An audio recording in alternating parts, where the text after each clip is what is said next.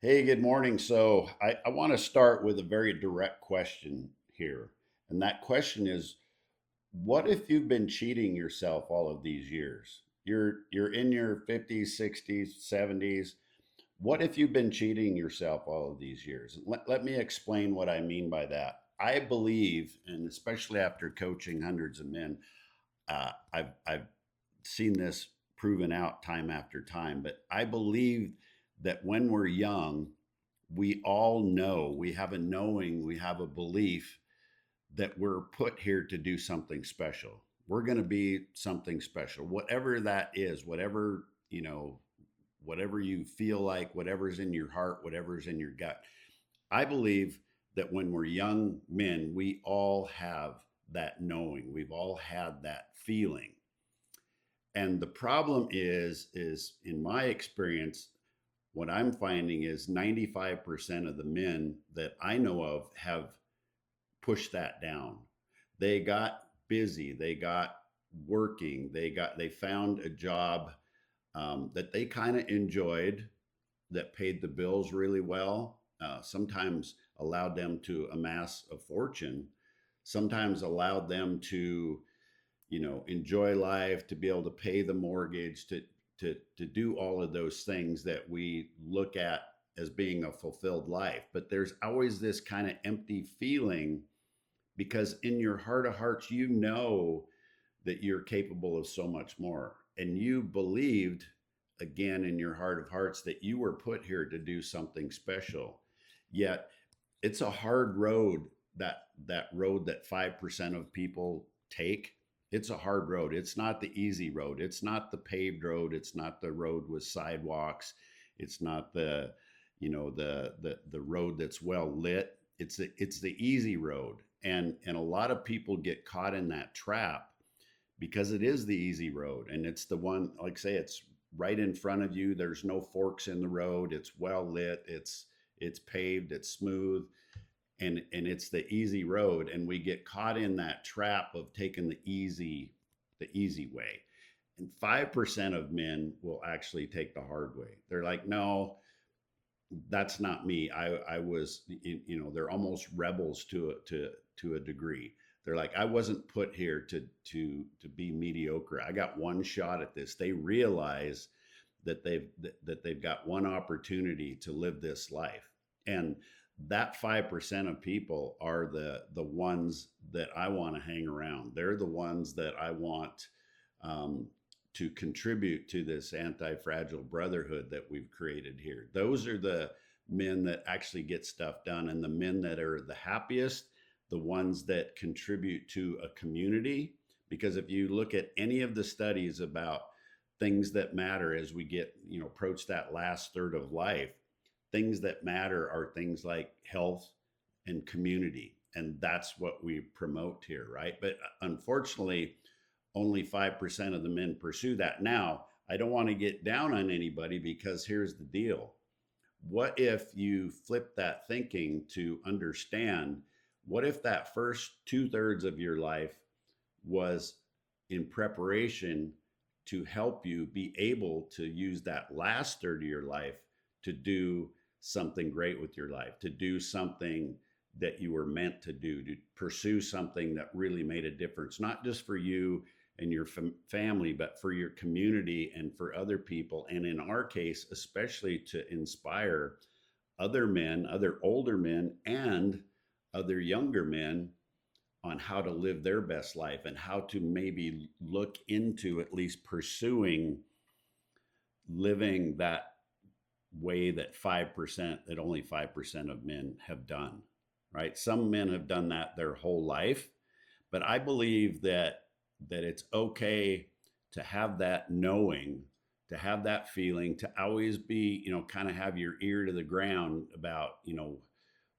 what do I feel in my gut? And it's okay not to pursue that until you you get into that last third of your life, because sometimes we have to take care of our family, and we have to, pay the bills, and we have to do all of those things. But there comes a point where you have some resources, you have more wisdom, right? That can only be gained through experience and through getting knocked down and through failing a few times. So I don't think, I think society tells us that aging, it has to equal decline. And I'm here to tell you that I think the last third of your life, a lot of people gave lip service to like the golden years years ago. And as you get older, you heard a lot of older people, our parents or whatever, say, "Oh, these golden years aren't so golden."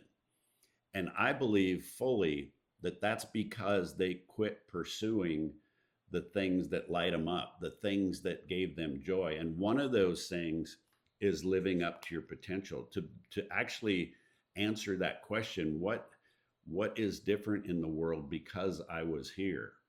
And when we can start pursuing that question and answering that question, and doing what lights us up. And sometimes one of the things that people don't understand is sometimes it takes a third party, somebody who doesn't have all the emotion attached to all of your failures or all of your things that you think are limitations. Sometimes it takes a third party to say, "Hey, you know, I don't think you recognize this gift that you have. I don't think you recognize how special you are." And that's where a community like the Antifragile Brotherhood is so important, because we welcome that kind of conversation. But you can't accept knowledge from somebody that you don't respect. So that's why this group is more exclusive, because we don't want people in there that have not gone through this, that have not pursued greatness. That doesn't mean that they're uber successful. That doesn't mean that they haven't really screwed up in their life. What it does mean is they've taken those lessons, they've taken those scars, and come out the other side stronger as a result of that. That's what we do here. That's what we're looking for. That's our goal, to help men through that process. And the other thing I think older men really suck at is they may know this, they may feel this, but they suck at asking for help. Let me ask you a question. If one of your friends called you right now and they were stuck in the mountains somewhere, went off the road, or their truck broke down or whatever, they're stuck in the mountains right now, I guarantee you the kind of men I'm talking about would drop everything and they'd go help them. And here's the thing I want you to understand. When you go help somebody like that, who feels the best about that? Is it the person that you went and helped? Yeah, they're grateful, but they expected that because they know the kind of man you are. But how do you feel when you go help somebody like that? See, I think a lot of us guys are like, we're too proud to go ask for help or go ask for outside opinions, because we think we're just inconveniencing the other person, or we don't want to expose our flaws. But what if, when you ask for help, or you ask for guidance, or you ask for opinions from a group of amazing men, what if you understood that you're not only helping yourself, you're not being selfish, but you're helping them, because it's inherently built into human beings to help other people. And that's what I'm talking about. So a lot of people, like say 95%, will choose that easy road, and they'll do their job, they'll work for the man or have their own company, they'll sell it, and they're okay with that, and they slip into this comfort mode, right? Like, I did my job, I worked my ass off, now I can go golf whenever I want, I can go fishing whenever I want, I can just take my horse, go to the mountains whenever I want. And that is true, and you should enjoy that, and you worked hard. But there is a certain group of men out there that know that they were put here to do something different, to do something more special, to make a difference in other people's lives, to make a difference in the world, and to have your life make a difference for other people, to make sure that the world is a better place because of you being here. Whether that's being a steward of the land, whether that's mentoring younger men, whether that's becoming part of your local community, whether that's becoming part of a community like this Anti-Fragile Brotherhood. Trust me, when you take two people with a common goal, just two, it's amazing what you can accomplish. And then you take and multiply that by 100. I can't tell you how much you can accomplish for good in the world. And let me tell you right now, in our country right now, and you all know this and you can all feel it. And again, sometimes we push it down like, who am I? I'm just this one little person. What kind of difference can I make? We need communities like this. We need good men that can actually step up and make a difference and show these younger men and these other 95% of men what's possible, and show and mentor these younger men to help them understand what it's like, because a lot of these younger people, good or bad, unfortunate or fortunate, they've had a pretty cushy life. They've had a, this younger generation, and I know that's cliche that the younger generation's soft or whatever, but if you think about it, even what our grandfathers went through, the things that they had to do to protect this country, to build this country, to keep us safe, to help us with our freedom. You look at what they had to go through, and our generation as boomers, what we had to go through. These kids today, they don't have to deal with those same things. So their experience teaches you a lot of things. Wisdom teaches you a lot of things. And if you don't recognize that, and you don't, it's okay to climb the ladder, but when you get to the top, I believe you have to reach a hand back down and help those that want help. Not everybody wants help, and some guys, like say, they work hard, they feel like they deserve it, and if I want to sit on the couch and eat chips all day, I'm going to do it, and that's great. Go do that, but that's not who this is for.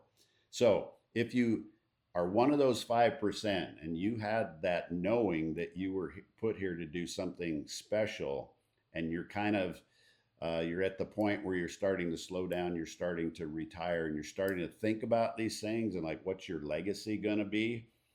I would highly encourage you to reach out. Send me a message, direct message that says Vital or Brotherhood, and we will I'll get back to you personally and see if you're a fit for this group. Right? Not everybody has the right mindset, the right knowing that they're supposed to give back and help other people. Not everybody has that, even though some people think they do. And so we'll have a conversation about that, and I'll try and point you in the right direction, and even help connect you with people in the group that are amazing mentors, people that we're all different. We all have our special gifts that nobody else had. I call them our God-given talents. We also all have our kryptonite. And so if we can find somebody that has a gift that counterbalances our kryptonite, you can only imagine the power that a group like that or a relationship like that is going to have. So reach out if you want to hear more about that. Leave a comment if you know that you were put here to do something different, something special, and you haven't yet, and you felt that need inside. I'd love to know, because I thought this was just me, that when I was a young man, I just had this knowing that I was put here to do something special. And trust me, I'm not anybody special. I just had that knowing, and I always had my ear to the ground, looking for that next way to contribute to other people's lives. And the men that I've coached, every one of them, when we get down to the nitty gritty and they start to trust me, they're all like, yeah, I had that too. I just pushed it down. I took the easy road. And that's okay in the first 2/3 of your life, but I think you were put here for more. So reach out. I appreciate you listening. Like I say, if you have any comments about this, let me know. I'd love to hear your thoughts on it, but I think we're pretty spot on here. So take care, and I appreciate